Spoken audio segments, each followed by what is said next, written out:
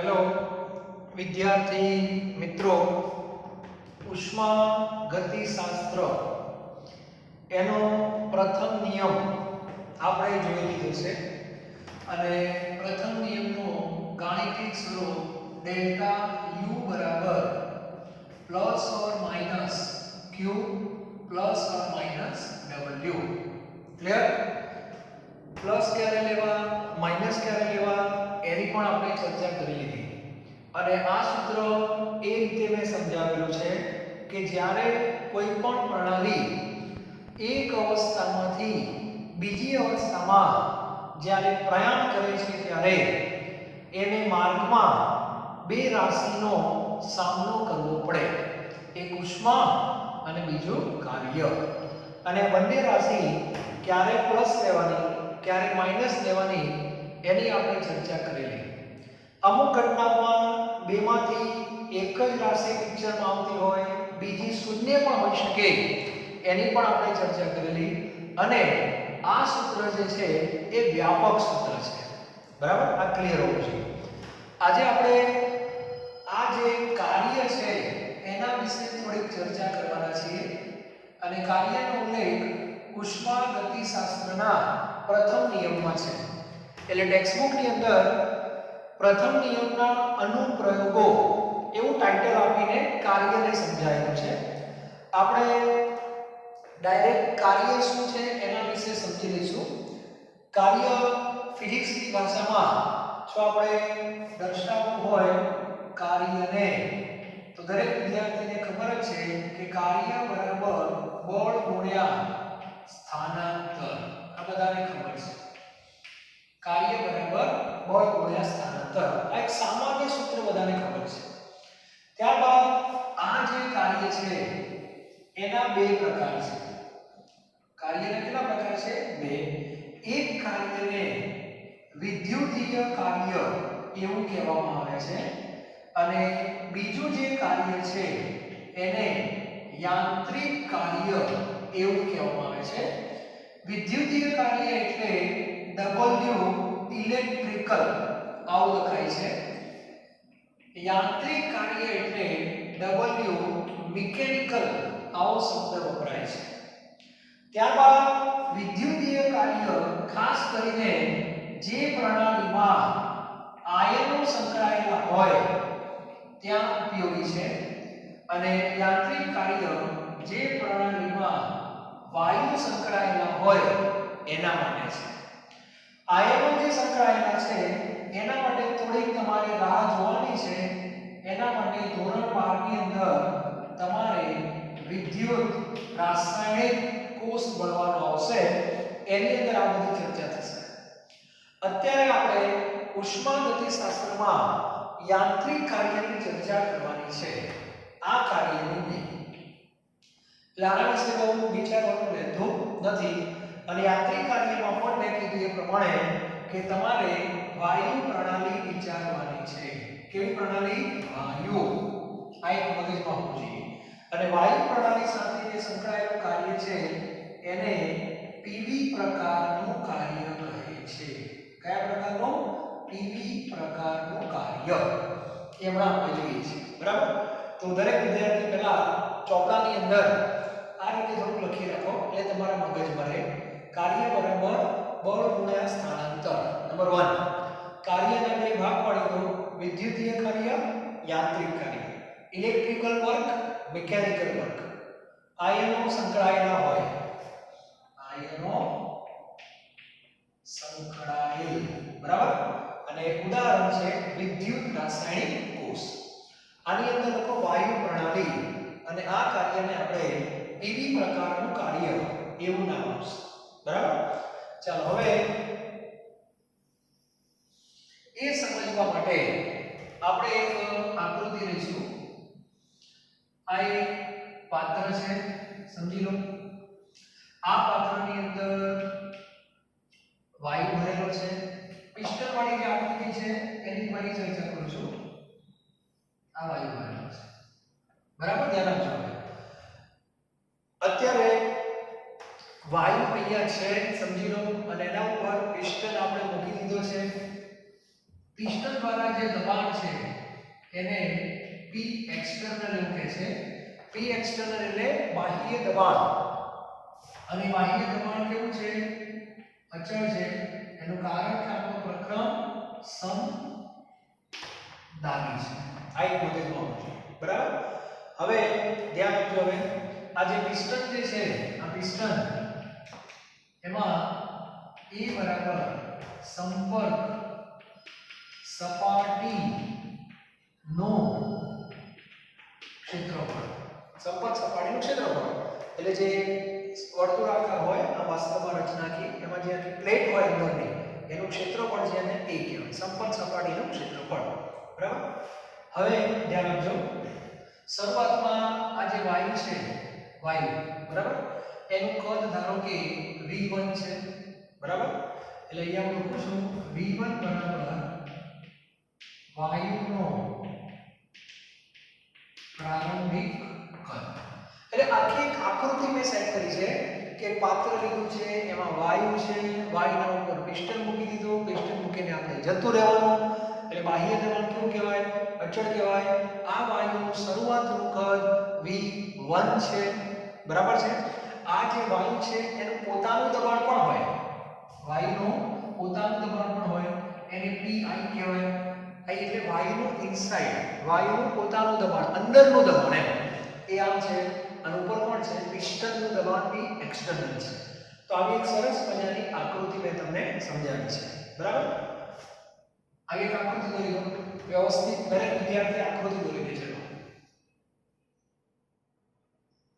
દરેક વિદ્યાર્થી આકૃતિ દોરી દે વ્યવસ્થિત, બરાબર.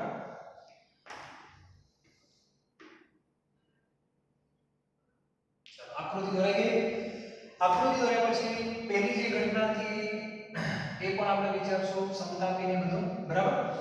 હવે આપણે એક સમજવા માટે સંકોચન ધ્યાનમાં લેતા, સંકોચન ધ્યાનમાં લેતા એટલે P external greater than PI. આનો અર્થ શું થયો?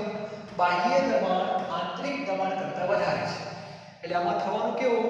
બાહ્ય દબાણ વધારે છે એટલે પિસ્ટન ક્યાં આવશે? નીચે આવશે. ધ્યાન આપજો. હવે આ પિસ્ટન નીચે આવશે એટલે પિસ્ટનનું શું થયું? સ્થાનાંતર થયું. અને ક્યાં સુધી નીચે આવશે? તો જ્યાં સુધી બંને સરખા ન થાય ત્યાં સુધી, બરાબર. સંકોચન ધ્યાનમાં લેતા. હવે અંતિમ સ્થિતિ.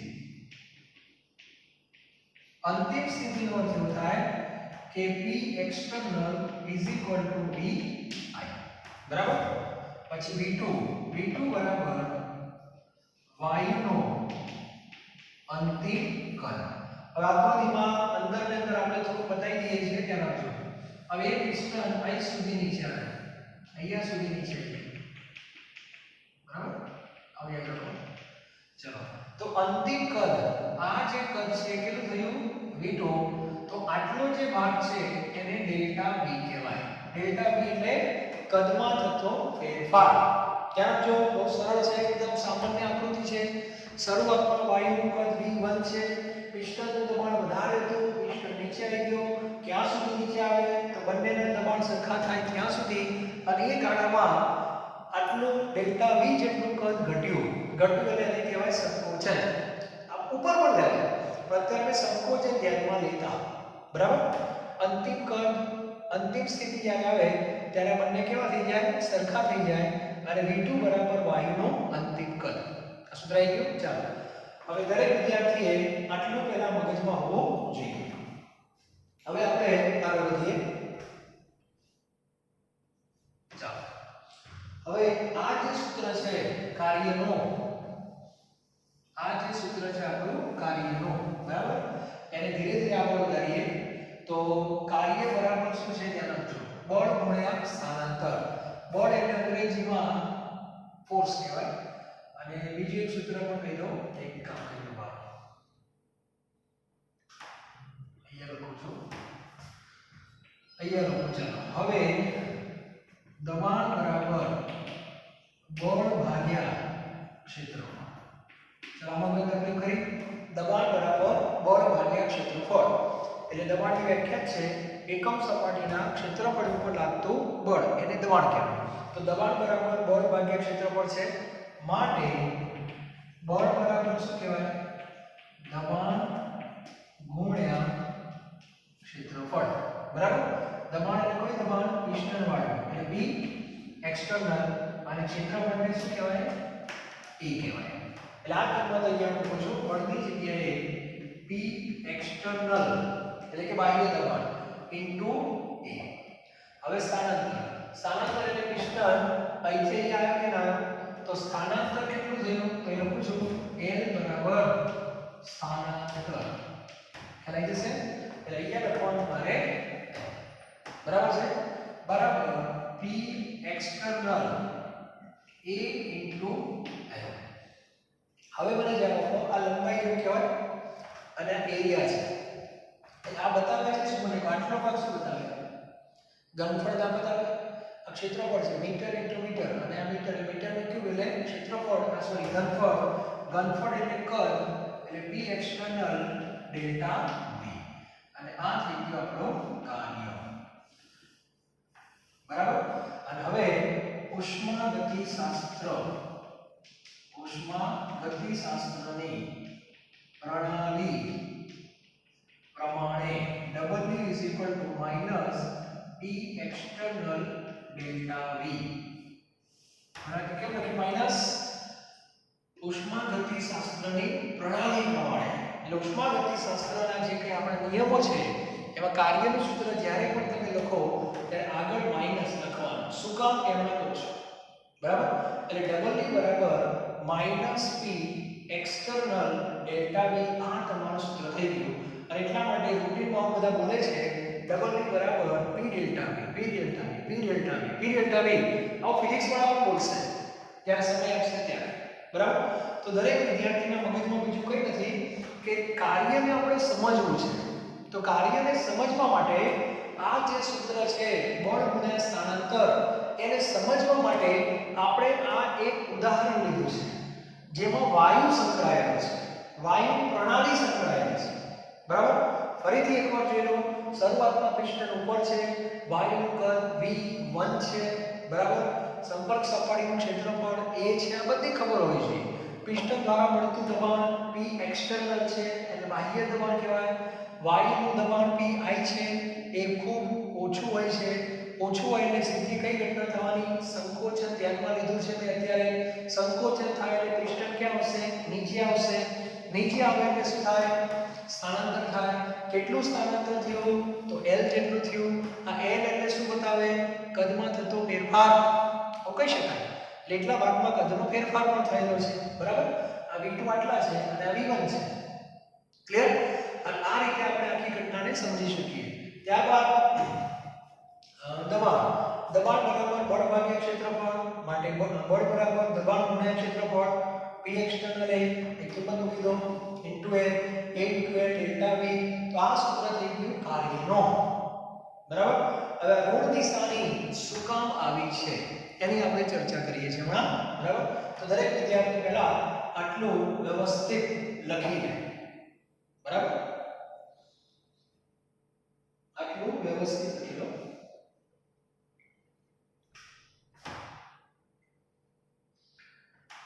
ચલો, સૂત્ર દરેકની પાસે આવી ગયું છે. હવે માઈનસ નિશાની શું કામ મૂકી છે એ તમને સમજાવી દો. બરાબર? એટલે આખો ટોપિક તમારો ક્લિયર થઈ જશે.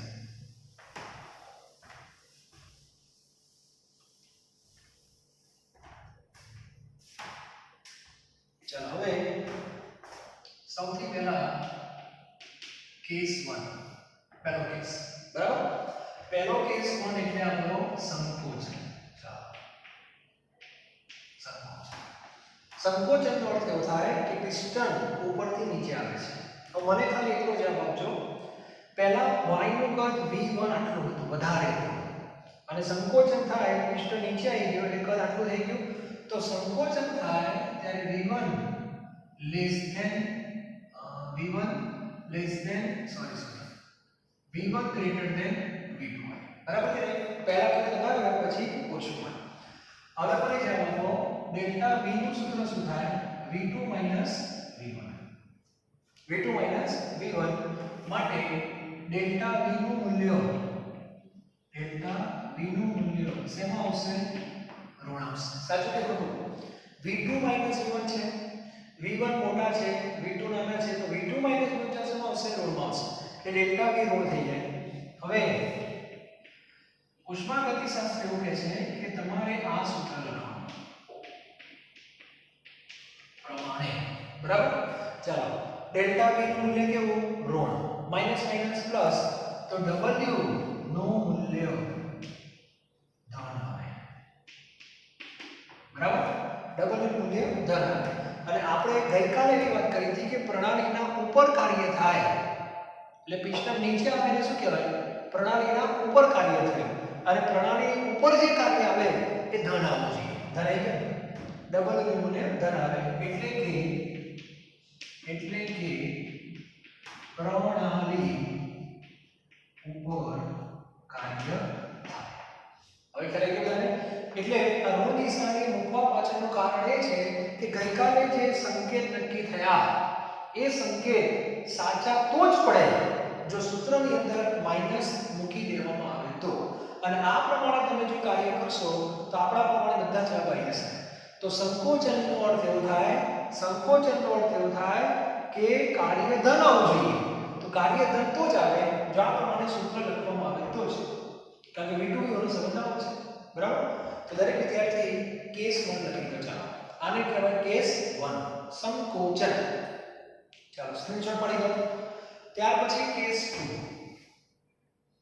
કેસ 2 જે છે ત્યાં લખો વિસ્તરણ.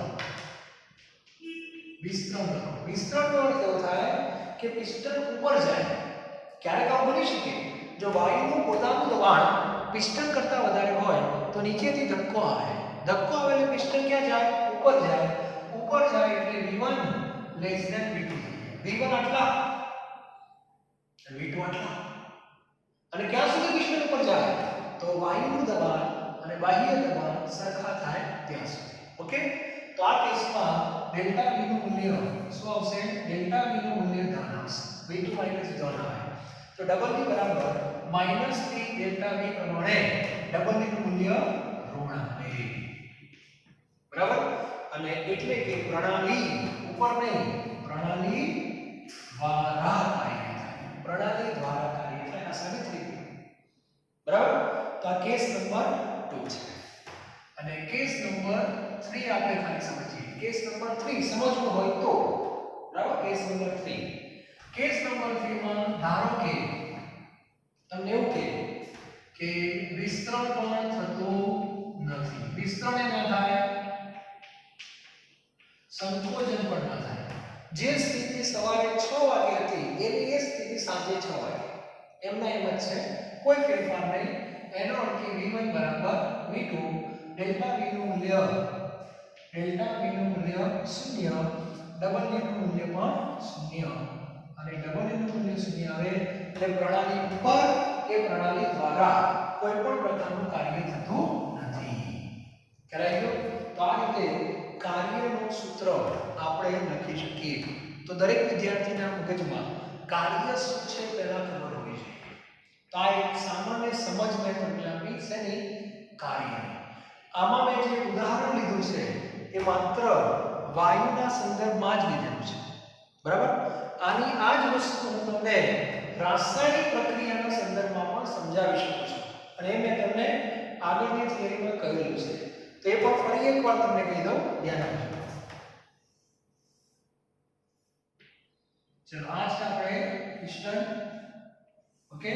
પિસ્ટન દ્વારા લાગતું દબાણ કેટલું હતું આપણું? P external. હવે આની અંદર બાહ્ય શું નથી લેતા આપણે? R માંથી શું બને? 2P બને. ચાલો, એટલે આ રીતે ઉદાહરણ છે.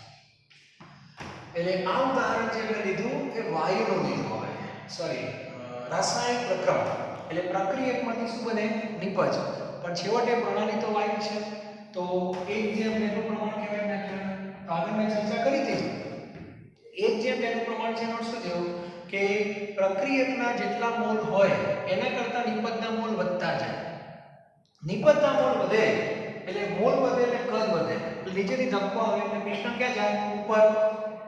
ઉપર જાય વિસ્તરણનો કેસ લાગુ પડે એટલે પિસ્ટન ઉપર જવાનું એટલે વિસ્તરણ કહેવાય બરાબર બીજો કેસ મેં તમને કીધેલો 2r માંથી p એમાં 2 જે પણ થાય મોલ ઘટે પિસ્ટન ક્યાં આવે નીચે પ્રણાલી ઉપર કાર્ય થાય એને કહેવાય સંકોચન અને ત્રીજો કેસ r માંથી p 1/1 પિસ્ટન ત્યાં જ રહે કાર્ય 0 એટલે કાર્ય શું છે એ મારે તમને પહેલા સમજાવવાનું હતું તો આ કાર્યની જે થિયરી છે એ દરેકના મગજમાં પહેલા ક્લિયર હોવી જોઈએ કે કાર્ય વાસ્તવમાં છે શું બરાબર તો આ રીતે આજની આપણી જે થિયરી છે એ કાર્યના સંદર્ભમાં છે બરાબર આવતીકાલે હું જે કંઈ લેક્ચર લઈશ એની અંદર સમતાપી અત્યારથી તમને શબ્દ કહી દઉં આપણા સિલેબસમાં સમતાપી અને સમદાબી આ બધા શબ્દો તો હાલતાને જાણતા આવશે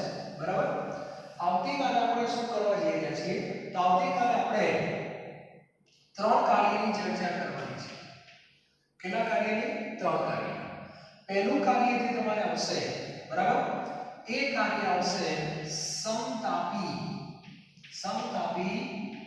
અપ્રતિવર્તી પ્રક્રમ માટેનું કાર્ય બરાબર બીજું કાર્ય આવશે સમતાપી પ્રતિવર્તી પ્રક્રમ માટેનું કાર્ય અને ત્રીજું આવશે મુક્ત વિસ્તરણ દરમિયાન થતું કાર્ય મુક્ત વિસ્તરણ દરમિયાન થતું કાર્ય તો આ 3 કાર્યો હોય છે બરાબર અત્યારે તમને થોડો સમય છે એટલે આ કાર્યની અત્યારે હાલ ચર્ચા કરવાનો છે બરાબર આગળ શબ્દ લઈ ગયો કયો સમતાપી બરાબર સમતાપી મુક્ત વિસ્તરણ દરમિયાન થતું કાર્ય આવા 3 કાર્યનો બેઝિક કોન્સેપ્ટ ક્લિયર થઈ ગયો કે કાર્ય બરાબર - p એક્સટર્નલ ડેલ્ટા v એ આપણે જોઈ લીધું કે પિસ્ટન આંતરિક જ્યારે આટલું કાર્ય થાય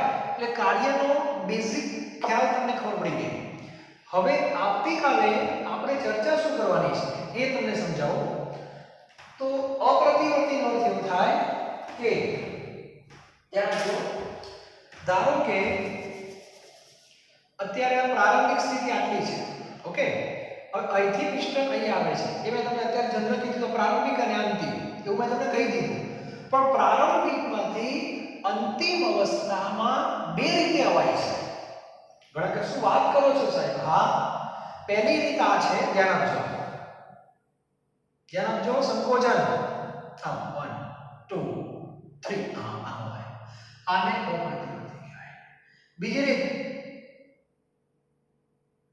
આને પ્રતિવર્તી કહેવાય આટલો બેનો ફેર છે બરાબર અત્યારે મેં તમને ખાલી એટલું જ સમજાયું કે અહીંયાથી અહીં સુધી જ્યારે આવે છે વાયુ આ પ્રારંભિક સ્થિતિ અને આ અંતિમ સ્થિતિ એમાં સંકોચન પણ થાય વિસ્તરણ પણ થાય ગમે તે થાય પણ કાર્ય કહેવાય ઓકે આવતીકાલે થોડું ડિટેલમાં જઈશું આપણે કે પ્રણાલી આ અવસ્થામાંથી આ અવસ્થામાં કઈ રીતે ગઈ તો બે રીતે જાય એક અપ્રતિવર્તી રીતે જાય અને બીજું પ્રતિવર્તી રીતે જાય અપ્રતિવર્તી રીતે જાય એટલે પ્રણાલી અહીંથી મુસાફરી ચાલુ કરે અહીંયા થોડી વાર આરામ કરે પાછી થોડી આગળ જાય આરામ કરે પાછી આગળ જાય આરામ કરે આગળ જાય પછી ત્યાં પછી આગળ ના જાય આવી જે ઘટના થાય એને અપ્રતિવર્તી કહેવાય અને એમાં તમારે જે કાર્ય શોધવાનું એને શું કરવાનું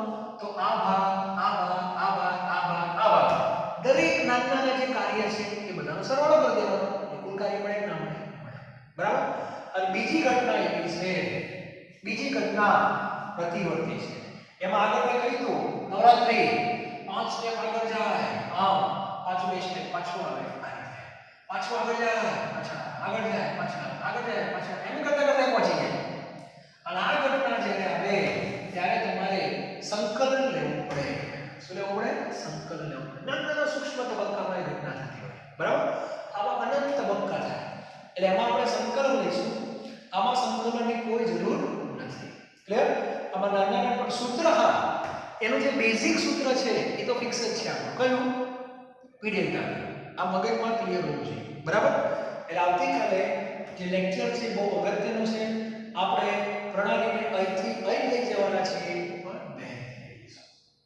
બરાબર એક પ્રતિવર્તી અને એક અપૂર્ણાંક બંનેમાં કાર્ય થશે કાર્ય બંનેમાં થશે પણ બંનેના સૂત્રો અલગ અલગ આવશે ખ્યાલ આવી ગયો તો એ ઘટના આપણે જોઈશું અને આ મુક્ત વિસ્તરણ દરમિયાન જે કાર્ય છે એ બાજુ સમતાપી હા ત્રણેયમાં એક શબ્દ કોમન છે જો સમતાપી સમતાપી સમતાપી તો ત્રણેયમાં એ શબ્દ તો કોમન છે તો હું તમને જે ત્રણ પ્રકારના કાર્યની વાત છે બરાબર ત્રણ કેસ અલગ અલગ એની આપણે ચર્ચા કરીએ તો પહેલા હું તમને આ કહી દઉં છું આનો નંબર 1 આપી દઉં છું સમતાપી મુક્ત વિસ્તરણ દરમિયાન થતું કાર્ય સમતાપી મુક્ત વિસ્તરણ દરમિયાન થતું કાર્ય સમતાપી નો અર્થ એવો થાય છે ટી અચળ સમતાપી એટલે ટી અચળ ગઈકાલે મેં તમને કીધું કે આંતરિક ઉર્જા તાપમાન અને દ્રવ્ય ની લાક્ષણિકતા ઉપર આધારિત છે યાંત્રિક કાર્યમાં દ્રવ્યમાં કોઈ ફેરફાર થતો નથી તાપમાન પણ જો અચળ હોય તેનો અર્થ એવો થાય કે આંતરિક ઉર્જા અચળ કહેવાય આંતરિક ઉર્જા અચળ તો ડેલ્ટા યુ 0 કહેવાય ઉર્જા અચળ ઉર્જામાં થતો ફેરફાર 0 બરાબર ચલો હવે આગળ વધીએ હવે પ્રથમ નિયમ પરથી પહેલો નિયમ છે આપણો ડેલ્ટા યુ બરાબર q પ્લસ w બરાબર ડેલ્ટા યુ બરાબર 0 માટે q પ્લસ w બરાબર 0 માટે q બરાબર માઈનસ w થાય બરાબર q બરાબર માઈનસ w ધ્યાન આપજો હવે આની બધે લાગુ પડવાનું છે કારણ કે દરેક માં આગળ સમતાપી તો છે જ સમતાપી સમતાપી સમતાપી એટલે આટલી વસ્તુ દરેકમાં કોમન આવવાની દરેક વખતે લખી નાખવાની q બરાબર માઈનસ w બરાબર હવે વાત કરીએ આપણે w નું સૂત્ર આટલું લઈ લીધું હવે w બરાબર માઈનસ p એક્સટર્નલ ડેલ્ટા આવશે સૂત્ર ચાલો હવે મુક્ત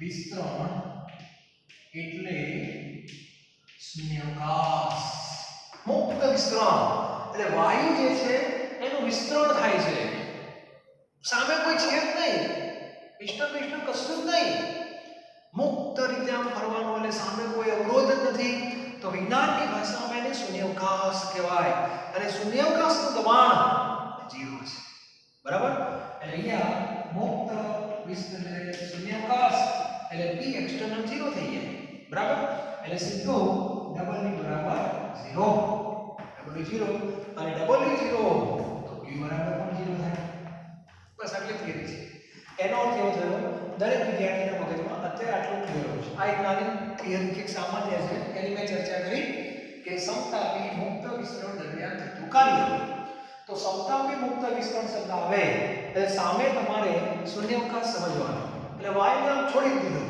શૂન્યાવકાશમાં એટલે સામે એને રોકવા વાળું કોઈ છે નહીં જેમ પેલામાં પિસ્ટન છે એમાં સામે કોઈ નથી પિસ્ટન દ્વારા દબાણ હોય શૂન્યાવકાશનું દબાણ હોતું નથી એટલે p એક્સટર્નલ 0 થઈ જાય એનો અર્થ એવો થયો કે વાયુને કોઈ કાર્ય કરવાનું જ નથી જો હંમેશા એક લોજિક યાદ રાખો કોઈ પણ વ્યક્તિએ કાર્ય ક્યારે કરવું પડે અવરોધ હોય તો બાકી કાર્યની કોઈ જરૂર નથી તમે અત્યારે ચાલો છો એ કાર્ય છે કે ઘર્ષણ છે ઘર્ષણ ના હોય તો ચાલો તો સ્લીપ થઈ જાવ કર્યા કરે બધા હંમેશા યાદ રાખો કાર્ય ક્યારે કરવું પડે બળ ગુણ્યા સબળ આપવું તો કરે એટલે આવું વિચારો થોડું બરાબર એટલે આ એક થિયરી મેં તમને નાની કહી દીધી સમયના અભાવે કારણ આ બે થિયરી આપણે સાથે ભણવી પડે કારણ બે વચ્ચેનો જે તફાવત છે તેને સમજવું પડે આજના લેક્ચરમાં મારે તમને ખાલી કાર્ય શું છે સમજાવવાનું હતું ક્લિયર તો આજનો લેક્ચર આપણો અહીંયા પૂરો થાય છે તો આવતીકાલે રાહ જોજો સરસ મજાની થિયરી આપણે લઈને આવવાના છીએ સમતાપી અપ્રતિવર્તી અને સમતાપી પ્રતિવર્તી, પણ બધામાં સમતાપી સમતાપી સમતાપી આ શબ્દો તો છે જ. સમતાપી કહું એટલે તાપમાન અચળ, u અચળ, ડેલ્ટા u 0 આ બે સરખા થાય. બરાબર? અને પછી કાર્યનું જે સૂત્ર છે મૂકી દીધું મેં. બરાબર? અને મુક્ત વિસ્તરણ છે વિચારવાનું જ નહીં, 0. અને બીજું મુક્ત વિસ્તરણમાં પ્રતિવર્તી પ્રક્રમ હોય કે અપ્રતિવર્તી એનો કોઈ ફેર પડતો નથી, એટલે એને કોઈ ધ્યાનમાં લેવાનું નહીં. બરાબર? એટલે સીધો જવાબ તમારો બધું 0 થઈ જાય. મુક્ત વિસ્તરણ આવે એટલે q0 અને ડબલ ને બધું 0 0 થઈ જાય. આટલું મગજ રાખો. ઓકે? તો આવતીકાલે આપણે આ બે સરસ થિયરી ભણવા માટે જઈ રહ્યા છીએ. તો ત્યાં સુધી વાંચો, તૈયાર કરો. ઉષ્માગતિશાસ્ત્ર, થર્મોડાયનેમિક્સ આવડવું જ જોઈએ, ચાલે જ નહીં. બરાબર? Thank you very very much.